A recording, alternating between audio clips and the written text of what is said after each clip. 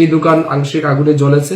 আমাদের এই এলাকার মাননীয় বিধায়ক বাবু যে প্রেস মিট করে বলেছিল এখানে কিছুই হয়নি, একটা দুটো শুধু টং ঘর পড়েছে, বাকি কিচ্ছু হয়নি। আমি আপনাদের মাধ্যমে বিধায়ককে চ্যালেঞ্জ করে বলছি, বিধায়ক বাবু আমরা সরজমিনে দেখেছি, আমাদের কাছে ভিডিও আছে, আপনি দরকার লাগলে চ্যালেঞ্জ অ্যাকসেপ্ট করুন, আপনাকে আমরা আঙ্গুল দিয়ে দিয়ে দেখিয়ে দেব কয়টা বাড়ি পুড়েছে, কয়টা ঘর পুড়েছে, মসজিদ পুড়েছে, কয়টা গাড়ি পুড়েছে। কেন আপনি মিথ্যা আশ্রয় নেন বিধায়ক বাবু?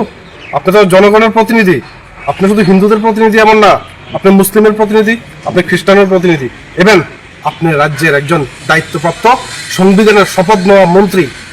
সংবিধানের শপথ নিয়ে কি করে আপনি মিথ্যা কথা কন, সেটা আমরা আপনার এই কথার সহমত পোষণ করতে পারছি না। দোকান আংশিক আগুনে জ্বলেছে, ওনার ক্ষতি হয়েছে এটা নিঃসন্দেহে। আর একটা ভাঙা ঘর ছিল, সেখানে 2টা ঘর আগুন দিয়ে জ্বালানো হয়েছে। আর আরো 2টা বাড়ির বাইরে সম্ভবত এখানে গো খাদ্য যেটা খেয়ার আমরা বলি, ঘরে বোধহয় আগুন দেওয়া হয়েছিল। পরিস্থিতির সাথে সাথে পুলিশ বা আমাদের ফায়ার সার্ভিসের লোক এসে সেটাকে নিয়ন্ত্রণে আনে।